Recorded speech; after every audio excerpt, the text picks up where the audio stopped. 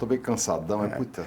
Olá, você que está conosco, você que nos acompanha, programa Eureka no ar, sintonia plena nesses 18 anos. Agora sim, dá para falar com tranquilidade. Maioridade chegou, responsabilidades a mais sempre existiram nesses 18 anos, mas responsabilidades a mais nessa caminhada, agora arrumando para o 19º ano. Quando nos perguntam, muitas vezes, o que esperávamos e qual seria o ideal, quantos anos de duração tem o programa ou deveria ter, essa não é uma resposta, porque nós nunca parametrizamos isso. Esse projeto nasceu em defesa do aluno, para ser uma voz do estudante, sobretudo daquele que quer acessar o ensino superior. Essa sempre foi a nossa demanda e ela continua sendo nesses mais de 600 professores voluntários que estiveram. Estamos em rádio, você nos ouve, você que está aqui em Curitiba, você também pode sintonizar a educativa AM, FM, você está conosco às 7 da manhã, FM 97.1 AM 630, sempre temos o Eureka no rádio. E aqui, pela ISTV, pela TV Profissão, pela RMC TV, pela TV Lumen, estamos nós e, é claro, pela Cultura, que foi o nosso berço original. E falando em berço original, nosso convidado de hoje também é um convidado de muitos anos do programa Eureka. Ele conhece esse espaço em outros locais há muitos anos. Eu quero saudar o professor Jacir Venturi, cumprimentá-lo aqui à distância. Muito bem-vindo, professor Jacir. Professor, meu querido professor Marlos, você não sabe da alegria do meu coração de estar aqui com você, de fato, desde o começo, né, em meio a grandes didatas da educação, professores de cursinho, então de faculdades, né, motivando os alunos. Outra função que nós tínhamos era realmente fazer um prognóstico das provas que seria no dia seguinte, algumas dicas, certo, do vestibular, bem como fazer comentário de como foram as provas, né, com elogios e críticas. Então, a trajetória belíssima, você marcou realmente época nesses 18 anos. Eu quero dizer, você, especialmente como um grande didática de literatura, de redação, meus 3 filhos foram seus alunos, que privilégio. Tá? E 2 deles são engenheiros, apesar de ser engenheiros, escrevem bem. Escrevem bem, isso mesmo. É um privilégio, né, professor Jacir? Nós trabalhamos juntos como colegas, eu fui seu funcionário, você foi meu diretor, na experiência que tive presencialmente na educação de jovens e adultos. E para mim foi um privilégio. Eu lembro bem da sua fala, quando se deu o convite para a minha contratação, e você dizia assim, você vai aprender uma outra forma de lecionar, uma outra maneira. E justamente esse privilégio que também tenho, porque um pouco da minha história se confunde com a história do programa Eureka. Eu leciono há mais tempo do que esses 18 anos, mas eu me recordo com muito carinho que inúmeras vezes eu tinha liberdade de levar para a sala os programas de TV que estavam acontecendo e dizer aos alunos, olha, assistam o programa na TV tal, estávamos em sintonia.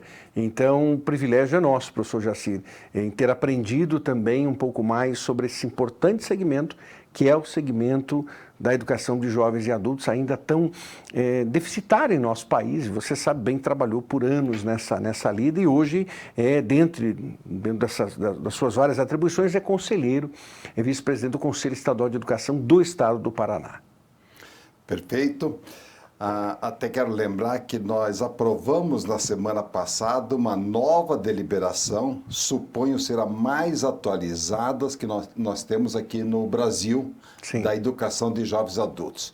Eu sou apaixonado por essa modalidade, comecei com 20 anos a dar aula no antigo supletivo, e ali foi o berçário de grandes professores, de grandes didatas, porque eu dizia o seguinte, não adianta apenas ter um bom conteúdo para você ser um bom professor. Sim. Você tem que preparar muito bem essa aula. O fundamental é preparar. Até tinha uma frase de efeito, aula que tem que ser dada, merece ser bem dada e, para tanto, bem preparada. Sim. Então, a gente, muitas vezes, para dar uma aula, claro que essa aula era repetida muitas vezes, né, a gente levava 2 aulas mais ou menos para preparar essa aula, porque o importante é como explicar para o aluno de forma didática, de tal forma que ele compreendesse em sala de aula, especialmente as disciplinas da área de exatas, né? Em sala de aula já tivesse a compreensão do conteúdo. Inclusive, por que, né, professor Jaciri, eu fui entender isso na prática? Porque eu já vinha com uma bagagem de ter lecionado no ensino fundamental, na educação básica já lecionava para a primeira, segunda, terceira série do ensino médio, para cursos pré-vestibulares, mas a especificidade da educação de jovens e adultos eu não tinha. Então, de fato, no momento em que eu comecei a trabalhar, as suas palavras foram mais do que aplicáveis. É assim, é uma outra didática. Fazendo aqui uma analogia muito simplista, mas verdadeira, é uma mastigação maior. Então, você transmite o conteúdo, sim, o conteúdo é o mesmo. Porém, a administração desse conteúdo para aqueles moços, moças, senhores, homens, mulheres, enfim, é bem diferente porque a diferença etária era muito grande, né, professor Jaci? Nós poderíamos ter ali um garoto com 19 anos, com 20 anos, por assim dizer, mas tínhamos alguém com 50. Exato. Tínhamos alguém com 60. Isso. Então, essa transformação das salas, e nós tínhamos salas cheias, salas muito cheias, boas. Isso era bem interessante. Para a minha vida fez muito bem a passagem de 5 para 6 anos dentro da educação de jovens e adultos presencialmente. E eu digo que, né, foi uma plataforma de lançamento social de muitos grandes profissionais, certo? Que parte deles vinham do interior, né, com pouca base, com pouco conteúdo, faziam o antigo supletivo, hoje a EJA, certo, né? E acabavam realmente pelo esforço, vontade, garra de vencer, entrar numa boa faculdade. Muitos são advogados hoje, engenheiros, médicos, professores, políticos, juízes, né? Até um governador, que eu não quero citar o nome, né? Foi aluno do antigo supletivo. Sim, educação de jovens. E um bom governador. Né?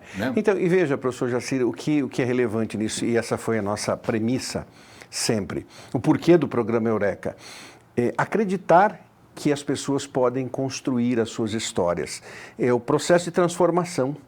A semente que Paulo Freire sempre disse, e alguns a entendem, outros desgostam, isso é respeitável, no processo o próprio Paulo Freire defendia isso, mas para nós essa semente de transformação sempre coaduna com aquilo que nós desejávamos. Eu não me conformava, professor Jacir, isso à época lecionando no Colégio Estadual do Paraná, eu não me conformava quando alunos meus da terceira série, sobretudo, diziam que não fariam vestibular, porque na vida deles eles jamais teriam condições de entrar numa faculdade. E isso me aborrecia profundamente, mais ainda no ensino noturno. Então a minha trajetória também se deu muito no ensino noturno, no ensino superior mais tarde, mas durante um bom tempo na educação básica, e eu ficava inconformado, dizendo, não, nós temos que mudar essa história. E aí nasceu o programa Eureka também, de um inconformismo nosso, de alguns colegas, disseram assim, não, vamos fazer um trabalho, começamos em rádio, depois fomos para a TV, e 18 anos depois temos essa história curiosa sempre acontecendo. Na semana passada estava no estabelecimento comercial, num restaurante, e um amigo, um simpático atendente me abordou e disse assim, olha, tem que agradecer muito, eu lembro do senhor, e já se passaram alguns anos, os cabelos já não são os mesmos, a ausência deles, mas muita gente relembra, professor Jacir, o trabalho em TV. E você esteve em muitos programas conosco. E uma boa aula é a melhor terapia que existe, né? Sim. Como a gente se sente realizado quando o aluno entende a matéria, se motiva pela disciplina, pelo conteúdo, né? Então, digo, é uma boa terapia. Então, é uma profissão que é gratificante. E lembrando, mais uma vez, né? O antigo supletivo, certo? Foi um berçário de grandes professores, como disse, a maioria dos professores de cursinho, grandes professores de faculdades, começaram justamente no antigo supletivo. Pela didática, né, professor Jacir? Exatamente. O supletivo didatiza, né? O professor se obriga a ser um bom didata, né? Então, eu também, digamos assim, lecionei em outras modalidades, seja o ensino regular, faculdades, né, mestrado, tudo isso. Mas onde eu me realizei muito foi dando aula para esse segmento. Inclusive pela sede deles, né, professor Jacir? Muitos, como você mencionou, mostravam a sede de aprendizagem, né? E às vezes casos curiosos. Eu lembro de um caso de uma segurança, né? Trabalhava com vigilância, ela na sua simplicidade chegou um pouquinho depois, havia ali 19 horas, começava a aula, tinha uma tolerância de 10, 15 minutos para o chamado segundo sinal, que entravam esses que vieram do trabalho. E ela entrou esbaforida naquela noite e não teve dúvida. Ela sacou a arma e colocou na mesa, mas isso, como a sala estava assim, prestando atenção e tudo mais, ela entrou, você para aquele instante ali de uns 30 segundos, 1 minuto, até todos se acomodarem, e depois, mas ela na sua, e foi muito simples, a parte dela entrou, sentou, tirou a arma e tum! Só que o movimento da arma numa cadeira de madeira fez tanto efeito que a sala inteira ficou olhando o que é aquilo, uma arma sobre a mesa. Aí eu não tive dúvida. Lá no tablado eu falei, olha, cuidado com isso, cuidado, melhor você deixar esta parte da sua vida, que é a profissional, bem tranquila, porque agora é hora do saber. E aí toda a sala deu risada, ela deu risada, não, desculpe, professor, foi sem querer, desculpe, eu já vou guardar, desculpe que eu estou apavorada. Fique tranquila, compreensível, e vamos adiante. Então, era essa simplicidade, essa transmissão de conhecimento assim, tranquila, que ajudava muitas vezes, né, professor Jaci? E temos exemplo concreto também dos dias de hoje, né? Você vê a funcionária da minha filha, doméstica, certo, né? Nós motivamos muito que ela fizesse a EJA. Tá? Se matriculou, tá? Fez o ensino fundamental, terminou o 9º ano, né, na EJA, e como ela disse, olha, eu não sabia nada, né? Acabei realmente me motivando na matemática, nas leituras, certo, né? E ela está crescendo. Inclusive, quando veio a pandemia, ela se obrigou realmente a, né, trabalhar no celular, as plataformas do celular, né? Hoje ela fez o quê? Nesse ano, já está no ensino médio, fez matrícula pelo celular, tem as plataformas todas baixadas ali no celular também. Inclusive ela disse, olha, faz mais de 6 meses que eu não vou no banco, porque antes eu ia no banco quase toda semana. Hoje eu era uma dinossauro, hoje eu sou realmente, né, eu tenho bastante influência digital. Né? Logo ela se forma, já está pensando realmente em entrar na faculdade, abandonar a profissão que ela tem hoje, que exerce com muita nobreza, né? Mas para ter uma função... É a transformação, né, professor? A transformação.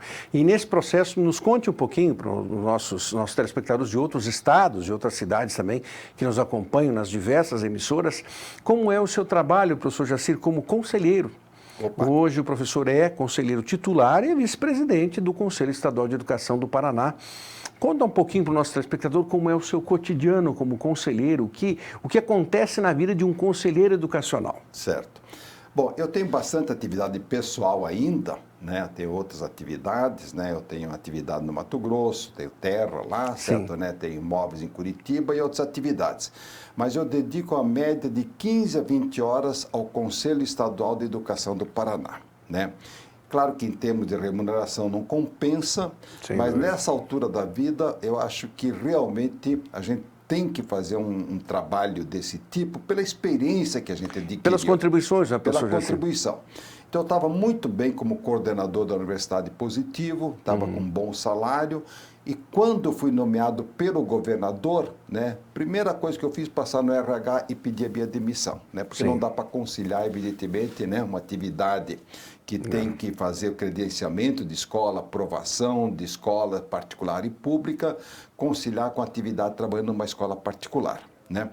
Mas como é que é o meu dia a dia? Nós temos uma semana inteira, quando a gente dedica 10, 12 horas por dia ao Conselho Estadual de Educação, né? Até a pandemia era presencial, tá? Agora nós estamos tendo reuniões virtuais, através do Meet, né? Então, essa reunião. E está sendo muito produtivo, né? A ponto de nós julgarmos que não vale a pena mais voltar 100% presencial. A presencialidade, tá? de fato. Talvez contemporizar meio a meio, porque o presencial, evidentemente, também tem suas vantagens, né? Mas a gente se tornou muito produtivo com esse aprendizado da pandemia. O número de processos é muito grande, a gente aprova a média de 600, 700 processos por mês. É trabalhoso. Normalmente um processo tem 500 páginas, 1000 páginas. Claro que nós temos assessoria para fazer um parecer. Mas o parecer final é do conselheiro. Mas a responsabilidade da leitura, de fazer realmente a adequação dentro da legislação, isso cabe a cada conselheiro. Então, somos 19 conselheiros do Paraná, indicados pelo governador. Sim. Critério, que tenha realmente representatividade, que tenha liderança. Tá? Uma expressão que se usa é notório saber também, sim, claro. Né? Para que a pessoa tenha realmente uma bagagem cultural, de legislação, entendimento de educação bastante boa também. Né? O que nós temos normalmente é o seguinte, por si só, sendo um ato, um órgão de regulação e controle, ele tem suas burocracias. Com toda então certeza. A gente enfrenta dificuldades, por quê? Porque tudo é muito normatizado. Em parte a normatização se faz necessária, né? A regulação... Para regulação, não, mas é normal. Porque senão você facilita a entrada de picareta, como já tivemos no passado, empresas picaretas que instalam aqui escolas, principalmente do supletivo da EJA, né? E não tem o credenciamento, não tem aprovação da Secretaria. Usurpando os recursos. Exatamente. Professor Jaci, nós temos que fechar esse bloco, mas já no segundo bloco o professor retoma essa fala e tem o seu livro, lançado, o Filho Recente, né? O Filho de Papel Recente, das obras do professor Jaci, foi lançado nos últimos dias, então ele vai comentar um pouquinho sobre essa obra também, já no segundo bloco. Já voltamos, o intervalo é culturalíssimo, você está com o Eureka 18 anos, Eureka no ar.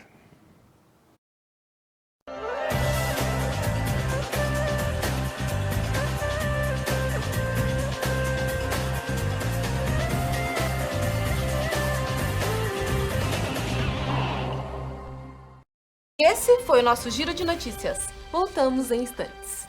Voltamos em instantes. Graduação à distância é na Uninter. Nota máxima no MEC. Ilha, olha o que chegou pra você. A câmera tá pronta. E agora, professor? Agora é só gravar. E o tempo permanece bom durante todo o dia. É com você, Amanda. Obrigada, Carol. Uninter, ao seu lado para transformar a sua história.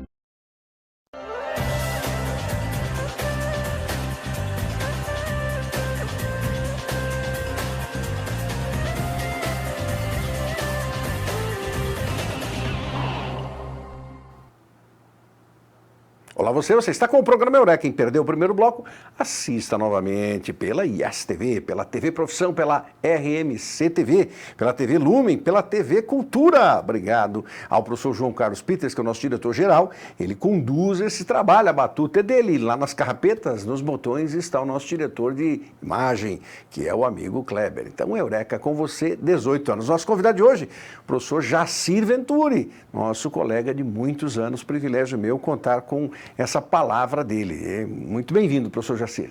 Mais uma vez, tá? Quero externar a minha alegria de estar aqui com você.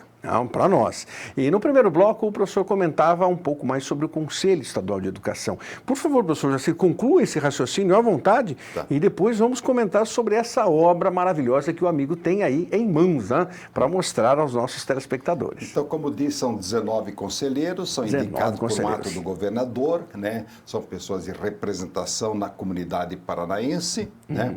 E ali dentro funcionam 3 câmaras, né? Temos a Câmara, então, que cuida da educação infantil e fundamental, uma segunda Câmara do ensino médio e profissional, uma Câmara que está em efervescência, trabalhando intensamente, por quê? Por causa da BNCC, das diretrizes curriculares, ou seja, 2022... Promete, professor. Eu acredito que vai ser realmente uma disrupção, uma guinada no ensino médio. Sem dúvida. Professor Mário, quantas vezes nós criticamos intensamente o nosso ensino médio? Com 13 disciplinas estanques que não conversavam entre si, conteúdo excessivamente, tá? Sem motivação, né? Muitos penduricalhos desnecessários. Então, por isso que nós temos uma evasão que normalmente no primeiro ano chegava a 20%, desistência, evasão ou reprovação, né? Então, por quê? O aluno não encontrava motivação. Basicamente, o nosso ensino médio era preparar para o aluno para o vestibular, sabendo que a maioria dos alunos querem uma outra opção, que é o ensino profissionalizante, que exatamente você conhece muito mais do que eu, como poucos, né? Exatamente o quê? Né? Os itinerários formativos, o ensino técnico profissionalizante. Até se puder dar uma palavra para nós, eu aprendo com você sempre. Não, a formação técnica ela é indispensável, professor Jaci, nós fomos fruto dela, né? Eu também tive a minha formação na educação básica, no antigo segundo grau, quando se havia essa ideia de segundo grau, e eu fazia o técnico em administração, assistente de administração, a bem da verdade, o termo técnico não era utilizado. E nós vimos o desmonte do ensino profissionalizante no país. O Estadual do Paraná, que era o meu berço, para você de outras cidades, o estadual é o maior colégio que nós temos no Paraná. Ali havia cursos de excelência. O técnico em prótese odontológica, TLPO, Laboratório de Prótese Odontológica, o curso de patologia clínica, que ajudava alunos a entenderem um pouco mais o espectro da medicina, isso era extraordinário. Eles simplesmente, da noite para o dia, acabaram. E muitos ficaram órfãos dessa situação e de lá para cá temos mais de uma década de desamparo ao ensino profissional. O que não se pode ter, e aos críticos da educação profissional, eu sugiro a você conhecer o CNCT, Catálogo Nacional de Cursos Técnicos.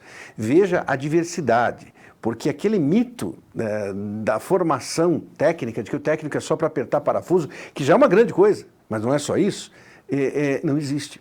Há mais de 200 cursos de capacitação profissional que ajudariam, inclusive, alunos da educação básica a não só encontrarem uma função laborativa, uma função empregatícia, mas a pensarem efetivamente no seu futuro, se é aquele curso que ele quer.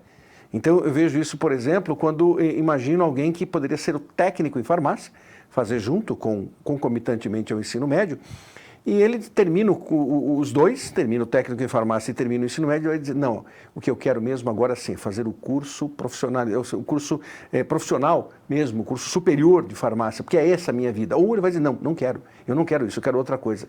Então, o ensino técnico também dá essa dimensão, essa diretriz. E aí vale muito a pena o trabalho que o Conselho tem feito nas aprovações de vários cursos, professor Jacir, incentivando os itinerários e a formação técnica profissional. Bem isso mesmo.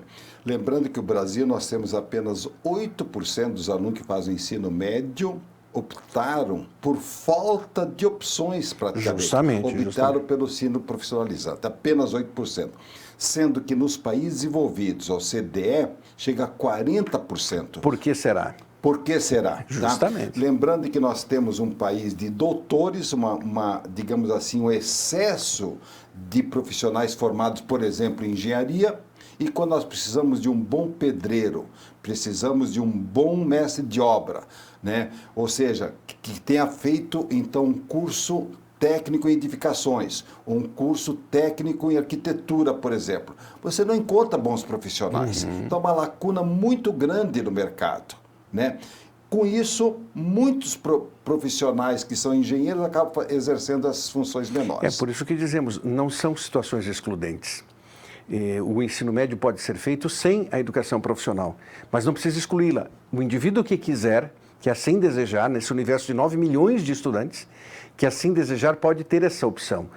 Não tê-la é um erro, não é, professor Jacir? É um erro, esse exatamente. É o ponto. Tá. Não há uma obrigação, e isso é bem claro, mas não permitir, isso é um erro, e foi o que aconteceu, infelizmente, nessa década toda que passamos. Então, por outro lado, nós tínhamos 2.400 aulas no ensino médio. Sim. Houve ampliação de 20%. 3.000 horas. 3.000 horas, certo? Ou seja, a escola vai ofertar, certo, né? Não mais 4 aulas por dia.